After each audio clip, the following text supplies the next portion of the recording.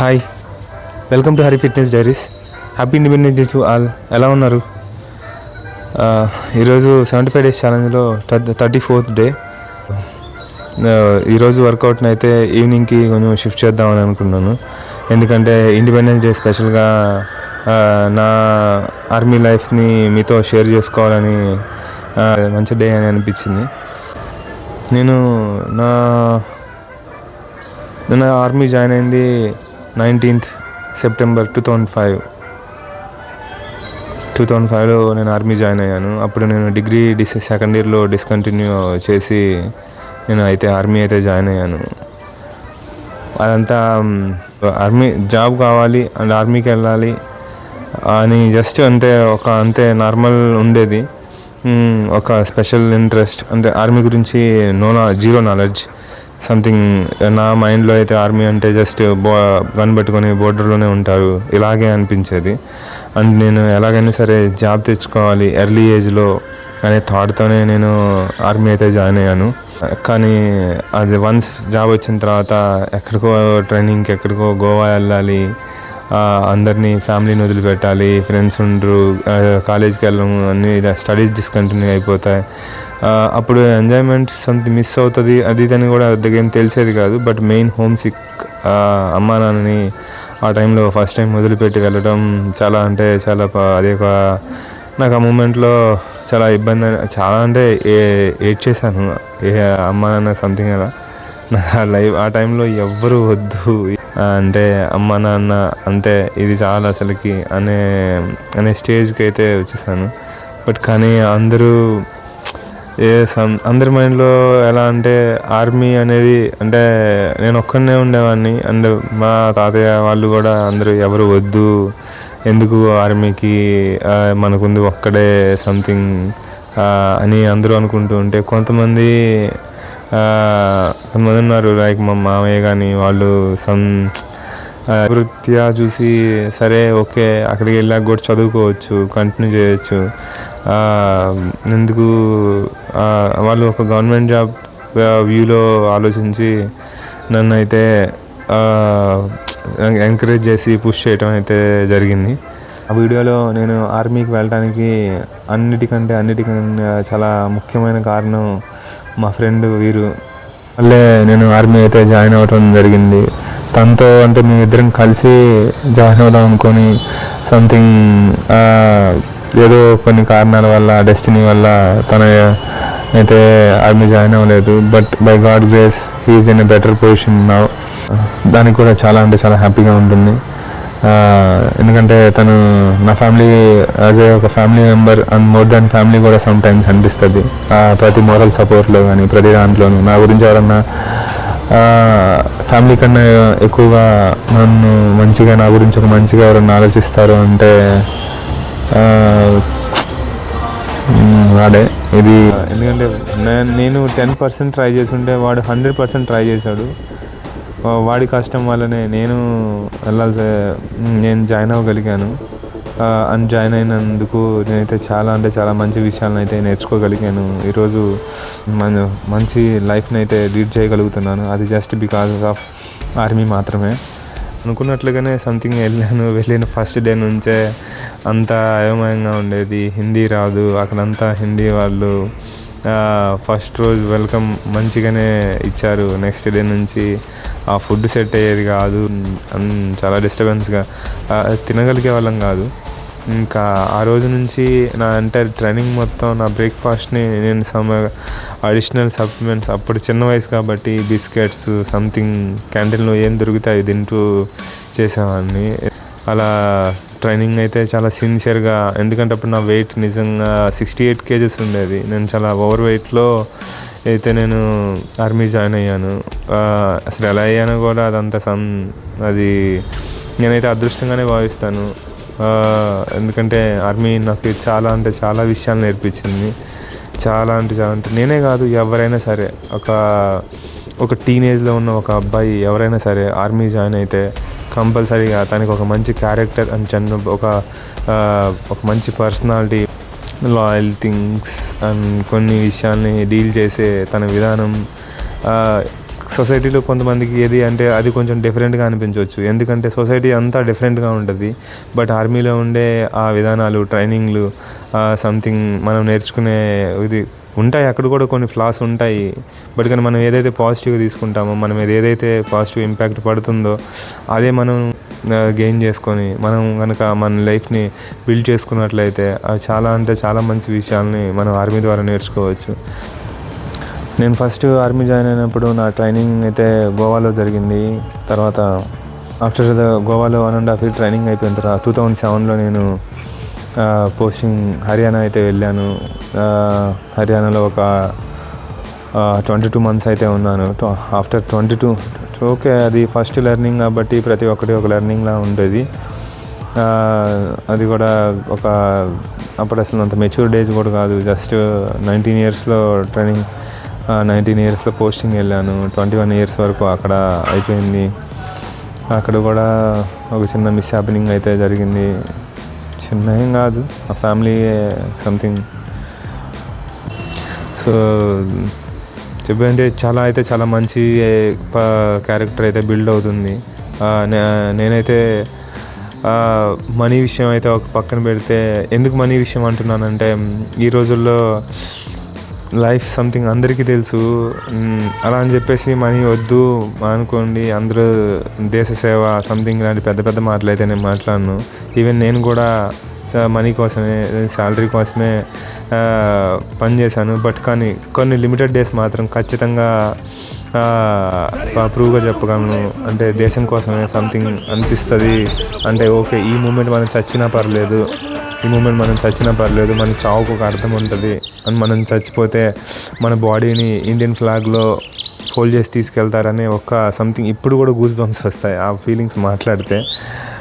But unfortunately something అలాంటి opportunity అయితే చాలా గొప్ప వాళ్ళకి ఎవరైతే మన సోల్జర్స్ క్యాజువాలిటీస్ అయ్యారో, మార్టియర్స్గా మిగిలారో వాళ్ళకి మాత్రమే అదృష్టం దక్కుతుంది.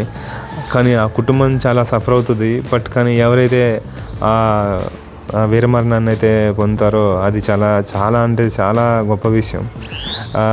జనరల్గా మనిషి అన్న తర్వాత ప్రతి ఒక్కరూ చేస్తారు. బట్ కానీ ఆ చావుకి ఏదైనా ఒక అర్థం ఉండాలి అంటే అది ఒక సోల్జర్గా 150 కోట్ల మంది సెల్యూట్ చేసే ఒక ఇండియన్ ఫ్లాగ్ని ఒక సోల్జర్కి మాత్రమే దక్కుతుంది. అది ఆ సోల్జర్ ఎవరైతే క్యాజువాలిటీలో కానీ బ్యాటిల్ ఫీల్డ్లో ఎవరైతే తన ప్రాణాలను కోల్పోతారో తనకి మాత్రమే ఆ ఫీల్డ్ అదైతే దక్కుతుంది.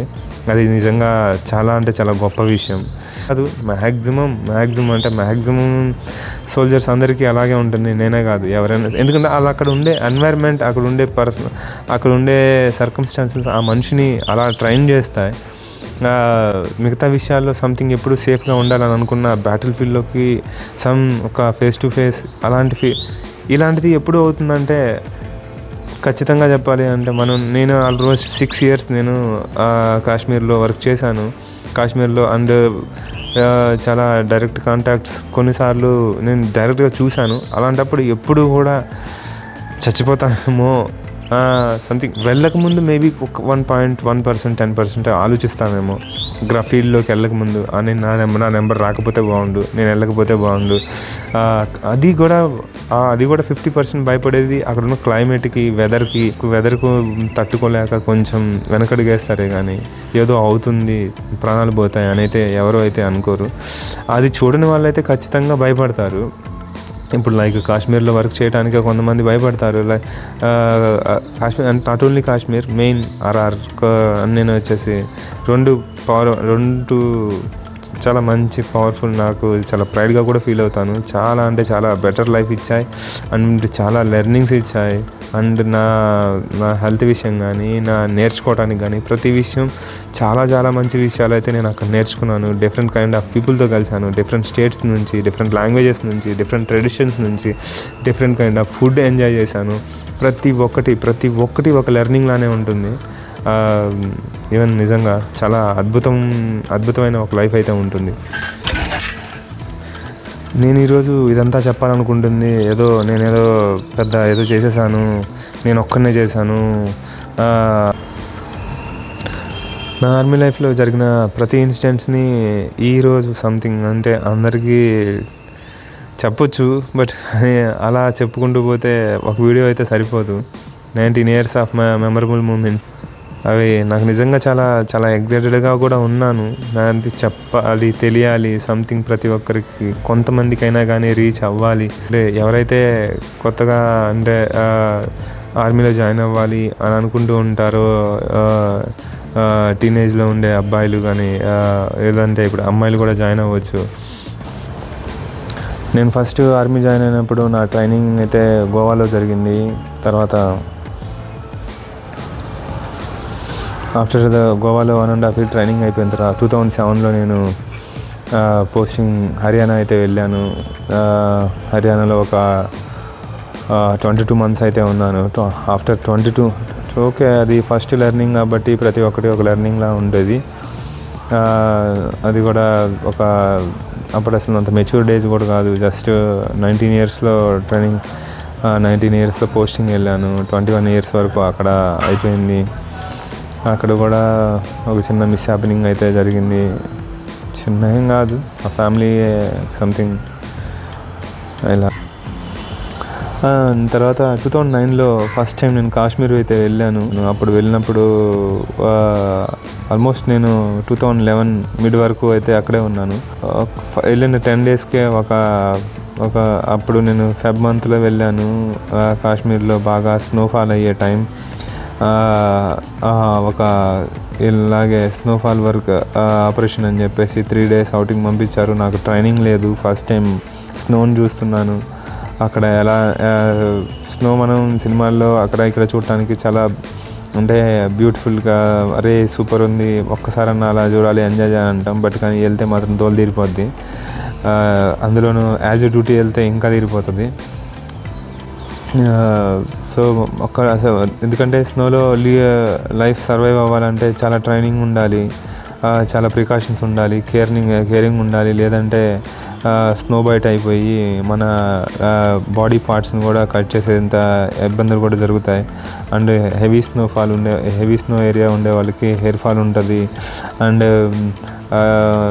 ఇంకా సైకలాజికల్గా కూడా ఒక మెమరీ లాస్, ఈ డిజబిలిటీని కూడా కొంతమంది కోల్పోయే అవకాశం ఉంటుంది. సో ఇవన్నీ నాకు అవుతాయని కాదు, జనరల్గా చెప్తున్నా. నేను అంతా చెప్పాలనుకుంటుంది నా గురించి కాదు, ఈ మొత్తం డిఫెన్స్ సర్వీసెస్లో పనిచేసి హార్డర్స్ని ఎదుర్కొనే ప్రతి ఒక్కరు సోల్జర్స్ కోసం ఈ విషయాన్ని అయితే చెప్పాలని అనుకుంటున్నాను. అంటే వాళ్ళ లైఫ్ సంథింగ్ ఎంత హార్డ్గా ఉంటుంది అని చెప్పేసి. ఎందుకంటే అందరూ సోల్జర్స్గా ఉండాలి, దేశాన్ని కాపాడాలి, అందరం రెస్పెక్ట్ ఇస్తాం. కానీ మన ఫ్యామిలీ నుంచి అయితే ఎవరు వెళ్ళి సోల్జర్స్గా సర్వ్ చేయాలి, సోల్జర్స్గా బతకాలి అని అయితే ఎవరు మనము కోరుకోము అలా. సో అందుకే అలాంటి నేను ఇందా చెప్తున్నట్లు 3 days స్నో ఏరియాలో ఆపరేషన్ చాలా లెర్నింగ్స్ ఇచ్చింది. చెప్పాలంటే బతికే బయటకు వచ్చాము. ఆల్మోస్ట్ అంటే చాలా స్ట్రగుల్ ఏర్పడి అది మంచు తుఫాన్ అయితే వచ్చి దాంట్లో మేము చాలా అయితే సర్వైవ్ అయ్యాము. అండ్ ఏదో ఒక టెంట్ క్లాత్ కప్పుకొని సర్వైవ్ అయ్యి నిద్ర లేకుండా అక్కడ ఉండే స్నోతోనే మా దగ్గర చిన్న ఒక మిథేన్ గ్యాస్తో బర్న్ అయ్యి చిన్న స్టవ్తో ఒక చిన్న బౌల్లో ఐస్ని బర్న్ చేసుకొని దాన్నే వాటర్ చేసుకొని అందరం మినిమం 8 to 10 members ఉంటే అందరం దాన్ని షేర్ చేసుకొని దాన్నే డే మొత్తం మీద ఇది చేసుకుంటూ, ఇంకా దాహం వేస్తే అదే మేము నడుస్తూ ఉన్నప్పుడు దారిలో ఉండే మంచుని నోట్లో వేసుకొని దాన్నే వాటర్గా తీసుకొని అన్నీ మనం అక్కడ ఉండే ప్రతిదానికి వాటర్ మన తినటానికి వండుకునే ఛాన్స్ ఉండదు బయటకు వెళ్ళినప్పుడు. తినటానికి, వండుకోవటానికి, ఈవెన్ టాయిలెట్కి కూడా మనం మంచునే కరిగించుకొని లేదా అలాగే యూజ్ చేస్తాం మనం. సో ఇలాంటి హార్డ్ లైఫ్ ఉంటుంది. అండ్ చేసాము. సో ఇలాంటి ఆపరేషన్సే నాకు ఆ 2 yearsలో ఒక 4-5 times అయితే అవకాశం వచ్చింది. నేను 4-5 times యాక్చువల్లీ మర్చిపోయాను, కానీ ఆపరేషన్స్ అయితే చాలా చేస్తుంటాం. బట్ కానీ గుర్తుండిపోయేలా ఒక హార్డ్ ఆపరేషన్స్ అండ్ ఒక లెర్నింగ్ ఇచ్చే ఒక ఆపరేషన్స్ అయితే నాకు తెలిసి అదే 4-5 టైమ్స్ అయి ఉంటుంది. అండ్ నెక్స్ట్ అంతేకాదు ఇంత హార్డ్ లైఫ్ ఈ 20 years తర్వాత ఒక మంచి లైఫ్ అండ్ ఒక 3 years నేను ముంబైలో కూడా వర్క్ చేశాను. ముంబైలో ప్రతి సింగిల్ డే పీస్ ఏరియాలో నాకు నచ్చినట్టుగా ఎవ్రీడే బతికాను. ఒక కంప్లీట్ అఫీషియల్ లైఫ్ అండ్ ఒక ప్రొఫెషనల్ లైఫ్ని అయితే నేను ఎంజాయ్ చేశాను. ఒక ఫిజికల్గా కానీ అండ్ మెంటల్గా పార్టీస్ అండ్ సిటీ ముంబై లాంటి సిటీలో అలా ఎక్స్ప్లోర్ చేయడానికి కానీ తెలుసుకోవడానికి అక్కడ ఉండే వాటన్నిటిని చూడటానికి పూణే అన్ని చోట్ల నేను వర్క్ చేశాను. ముంబై పూణేలో రెండు ఏరియాస్లో చాలా అంటే చాలా మంచిగా అనిపించేది. సో మనం అలా ఎంజాయ్ చేసే అవకాశం కూడా ఉంటుంది. ఇలా నేనేదో చెప్పానని ఆ ఒక్కటే హార్డ్గా ఉండేదే కాదు. నెక్స్ట్ దాని తర్వాత నేను మళ్ళీ యుఎన్ వెళ్ళే అవకాశం యుఎన్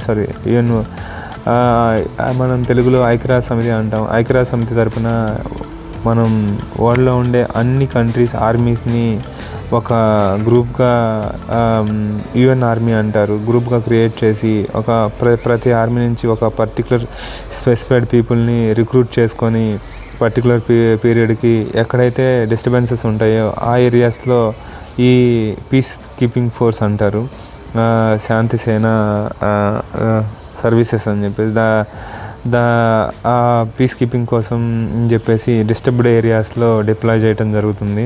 దాంట్లో నేను కూడా ఒక 8 months అయితే వర్క్ చేశాను. దానికి అది ఒక చాలా మంచి ఎక్స్పీరియన్స్. సర్వ్ చేయడానికి అవకాశం దొరికింది, చాలా నేర్చుకోవడానికి. అక్కడే నేను ఎక్కువగా ఫిజికల్ మీద ఎక్కువగా ఫోకస్ పెట్టి ఒక మెచ్యూర్డ్ పర్సన్గా అయితే చాలా అదే నేర్చుకున్నాను. ఒక అబ్రాడ్ సర్వీస్ని అయితే అప్పుడే నాకు ఆర్మీ అయితే ఇచ్చింది. అండ్ మిగిలిన వీకెండ్స్లో అయితే అక్కడ ఇజ్రాయెల్లో ఉండే వాటిని కూడా చూశాను. ఆర్మీ వల్లే ఒక red sea and dead sea అని కూడా అంటారు దాన్ని. మనం చిన్నప్పుడు చదువుకున్నాం, ఎక్కడైతే సాల్ట్ డెన్సిటీ ఎక్కువగా ఉండేది అలాంటి అద్భుతమైన ప్రదేశాలని, అద్భుతమైన లొకేషన్స్ని ఇజ్రాయెల్ అది జస్ట్ నేను ఆర్మీలో ఉండటం వల్ల మాత్రమే సాధ్యమైంది. అవన్నీ చూడగలిగాను, హ్యాపీగా బాగుంది ఆ టైం కూడా నాకు. అండ్ ఇంకో విషయం ఆర్మీలో నచ్చే విషయం ఏంటంటే ఎక్కడాలు అనేది లేకుండా డిఫరెంట్ స్టేట్స్ నుంచి different languages, different places, different cost, different religions అన్ని వాటి నుంచి ఒకే ఆర్గనైజేషన్లో అందరూ ఇండియన్స్గా బతుకుతారు. ఇది ఏ ఆర్గనైజేషన్లోనూ ఎక్కడ కూడా ఉంటుందో లేదో కూడా నాకు తెలియదు, ఎందుకంటే మిగతా వాటి గురించి నాకు అంత ఐడియా లేదు. బట్ అందరినీ కూడా ఒకే ప్లేస్లో, అంటే సర్వధర్మస్థలం అని ఉంటుంది ఆర్మీలో. ఎవ్రీ ట్యూస్డే అక్కడ ప్రతి ఒక్కరూ అయితే అటెండ్ అవ్వాల్సి వస్తుంది. అదే మందిర్లోకి హిందూ దేవుళ్ళు ఉంటారు, అండ్ ముస్లిం మతం నుంచి అల్లా, క్రిస్టియన్ మతం నుంచి జీసస్, అండ్ సిక్ ధర్మం నుంచి గురుద్వారా, అన్నీ ఒకే ప్లేస్లో అందరూ ఆ రిలీజియస్ ప్లేస్కే అన్ని ధర్మాల నుంచి అందరూ వచ్చి అంతే విధంగా వాళ్ళకి నమ్మే దేవుళ్ళని ప్రార్థిస్తారు. ఇలాంటి ఒక అద్భుతమైన ఒక ప్లేస్ అయితే ఆర్మీలో మాత్రమే సాధ్యమవుతుంది. తర్వాత ఇజ్రాయెల్ నుంచి వచ్చిన తర్వాత నేను మళ్ళీ బటిండా అయితే వచ్చాను. బటిండాలో 2 years అయితే ఉన్నాను. బటిండా 2 years అది కూడా ఓకే నార్మల్ ఒక పీస్ టైపే. అండ్ దెన్ నెక్స్ట్ నా లైఫ్లోనే బెస్ట్ అచీవ్మెంట్ ఏదైనా ఉంది అంటే 2.5 years నేను యాజ్ ఎ పారాకమాండోగా అయితే నేను వర్క్ చేశాను. అండ్ అక్కడ ఉన్న loyalty and strict policies, strict training, physical training, అవన్నీ నేను చాలా అడ్వాన్స్డ్ ఎక్విప్మెంట్స్ అండ్ అడ్వాన్స్డ్ వెపన్స్తో అయితే వర్క్ చేసే అవకాశం అయితే వచ్చింది. చాలా స్కిల్డ్ అండ్ చాలా అడ్వాన్స్డ్ ట్రైనింగ్ చేసిన ఇన్స్ట్రక్టర్స్తో అయితే వాళ్ళు నేర్చుకొని మనకు అంత క్యాపబిలిటీ లేకపోయినా కానీ, నేను ఉండే ఆర్గనైజేషన్కి అంత క్యాపబిలిటీ లేకపోయినా వాటిని స్కిల్స్ని వాళ్ళతో పాటు అక్కడ ఇంప్రూవ్ చేసుకొని నేర్చుకునే అవకాశం అయితే వచ్చింది. ఇవన్నీ జస్ట్ బికాజ్ ఆఫ్ ఆర్మీతో మాత్రమే పాసిబుల్ అయింది. చాలా నచ్చి బతికిన లైఫ్ అయితే అయింది నాకు అక్కడ. అండ్ దెన్ దాని తర్వాత నేను మళ్ళీ గోవా ఇన్స్ట్రక్టర్గా పోస్టింగ్ రావడం జరిగింది. అక్కడ వచ్చాను వెంటనే అనుకోకుండా, మరి డెస్టినీ ఎందుకు అలా డిసైడ్ చేసిందో తెలియదు, ఇన్స్ట్రక్టర్గా 1 month ట్రైనింగ్ ఫినిష్ చేసుకున్న వెంటనే నాకు ఫస్ట్ వీక్లోనే జనవరిలోనే నాకు ఒక ఇంజురీ అయితే జరిగింది. జనవరి 7వ తారీఖు 2022 నా నీ ఇంజురీ అయితే జరిగింది. ఓకే, జరిగింది. తర్వాత నేను ఫిజికల్గా నా ఫిజికల్ యాక్టివిటీస్కి దూరం అయ్యాను. డిసిప్లిన్ కొంచెం మారింది. లైఫ్లో కొన్ని డిఫరెంట్ హార్డర్స్ని ఫేస్ చేస్తూ వచ్చాను. అది కూడా ఒక మంచి లెర్నింగే. అండ్ నేను అడ్మినిస్ట్రేటివ్ సైడ్ వర్క్ చేయడం నేర్చుకున్నాను ఆ టైంలో కూడా. అండ్ ఇంత ఆర్మీ నుంచి ఎంత గొప్పగా చెప్పా నేను ఎందుకు వచ్చేసాను అంటే, మిగిలిన రిమైనింగ్ లైఫ్ని ఇంకా బెటర్గా సంథింగ్ డెవలప్ చేసుకోవాలనే థాట్తోనే నేను రావడం జరిగింది. ఈవెన్ నేను కంటిన్యూ చేయాలనుకున్నా కానీ ఒక పర్టికులర్ టైం తర్వాత నా ఏజ్ని బట్టి, నా ప్రమోషన్ క్రైటీరియా అండ్ నా ఇంజురీ డిజబిలిటీని బట్టి నాకు అంత అవకాశం అయితే ఉండేది కాదు. నేను లాస్ట్ ఇయర్ రిటైర్ అయ్యాను 30th April 2024. ఇన్ కేస్ నేను ఒకవేళ నా సర్వీస్ని కంటిన్యూ చేసినా కానీ మ్యాక్సిమం ఇంకొక 4 years అయితే సర్వీస్ చేయగలిగేవాడిని. దాని తర్వాత అయినా సరే నేను తప్పక రావాల్సి వచ్చేది.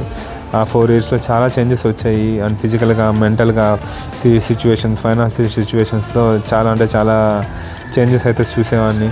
సో వాటన్నిటిని బీట్ చేయడం కోసమే ముందే వచ్చి ఇలా నా సెకండ్ కెరియర్ సర్చింగ్లో అయితే ఇలా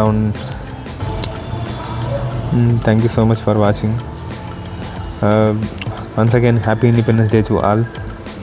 thank you so much and please subscribe.